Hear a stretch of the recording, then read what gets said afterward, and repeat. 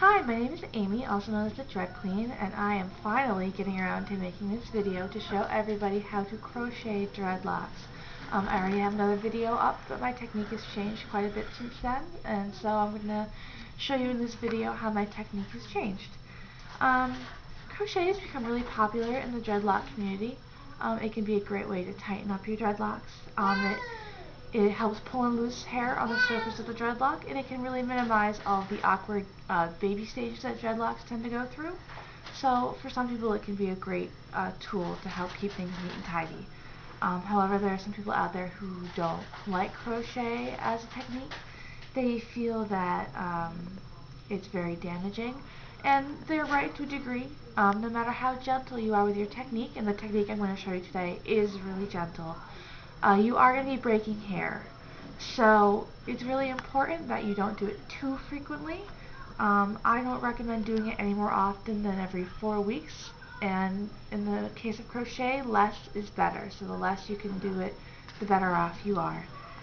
And if you do it any more often, it can cause really severe breakage, and even it can get to the point where you're losing entire dreadlocks. So please just don't do it. It makes things a lot simpler. So to crochet dreads, the first thing you're going to want to do is you want to make sure that you wash your hair really well, because clean, dry hair knots up better than greasy hair does. So you want to make sure that you're using a residue-free shampoo. I really like Naughty and Nice shampoo. This is a shampoo bar, but they also have liquid shampoo. It's filled with all kinds of herbs and essential oils that are really great for hair and scalp health.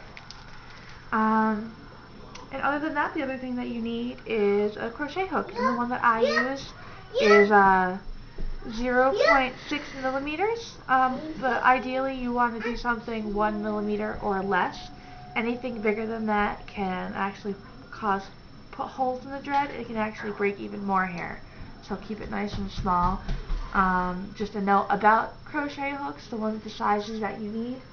I've found that I can't find this small in my local craft store, so I have to buy these online, so you might have to look around a little bit.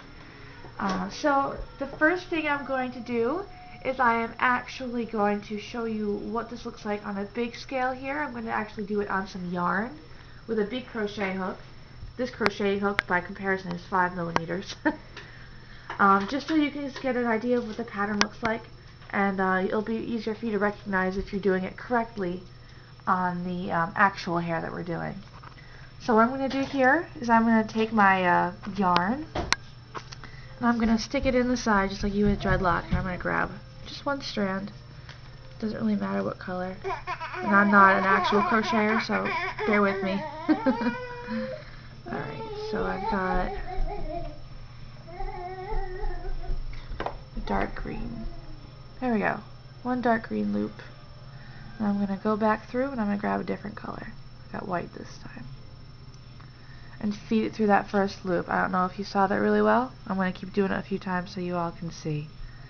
So this time, just so you can see the difference, I'm going to grab the teal. And I'm pulling that loop through again. And that's just what you're going to do the whole time. Go through. Grab a strand. I practiced this a whole bunch of times before I finally decided to do it on video, and I'm still looking slow. So, green. And pull that through. Try to pull that through the first one.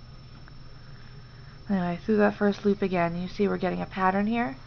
So I want to spare you from watching me, but if you go up here, you can really see what the pattern looks like. These are my practices. You can see how actually a lot of it's really straight here, but you can see how the loops pull through. All the way through, and it kind of does a spiral all the way down. I'll let you go in close. Alright. So now that we've seen that, I'm going to go ahead and do it on the actual hair this time. So I'm going to take my little crochet hook. I'm going to start with the base. And I kind of like to do just a twist at the top to help start it compressing. And I'm going to grab it here. Alright, so I'm putting the hook in between my fingers here, and you want to hold it pretty tight because you're compressing it at the same time as you're crocheting it. So I'm going to go in, I'm going to pull the hair in, and then I'm twisting a little bit here, in, in, And of course, it's not as visible on this scale as it was on the yarn that I did, but it's the same idea. So instead of the act of pulling the loop through each time, that's kind of the goal that or the action that you're achieving when you rotate the dreadlock. And you can already see there how it's compressed quite a bit. And I'm going to do that all the way down. And this dreadlock here that I've created, I backcombed and palm rolled before the video, in case you're curious. And one thing I really want to bring your attention to is the fact that there is no arbitrary stabbing in and out of the dreadlock. That's a really good way to break hair. It's very slow and very purposeful. And by doing it that way, you're breaking much fewer hairs than you would if you were just stabbing, which is what every video I've seen so far on YouTube is.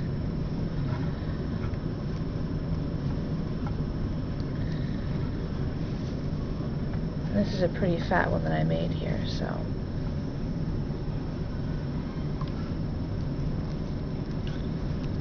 you can see how all the loose hair on the surface of the dread are just being pulled right in.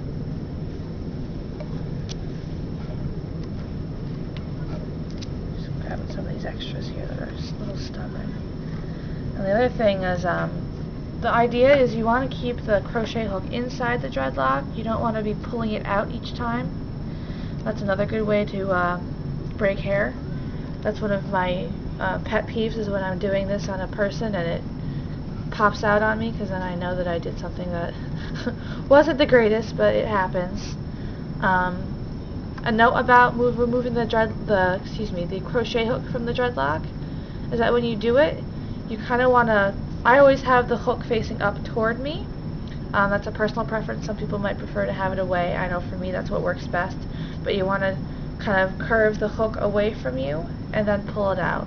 That way you're not just ripping out with the hairs. And someday maybe I'll get to a point where I don't need to remove the hook at all, and I'm just in the whole way down, but usually I do it in one spot for a little while, then I move down, and in one spot, down. Oh, my hand's really sore from doing this earlier too.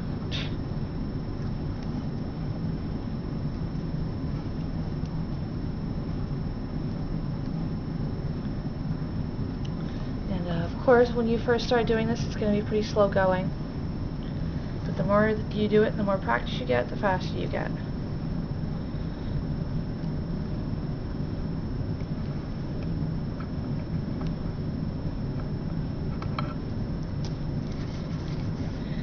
There you go. It's a crochet dread. You can see how it's much more compressed. There's much fewer loose hairs on the surface, and I doubt that you'll be able to see it, but if you look really closely, you can usually see that kind of that spiral pattern. It might be hard to see on this dark hair, but hopefully you people at home, when you start practicing it, you'll be able to see it. You can kind of see a little bit right here.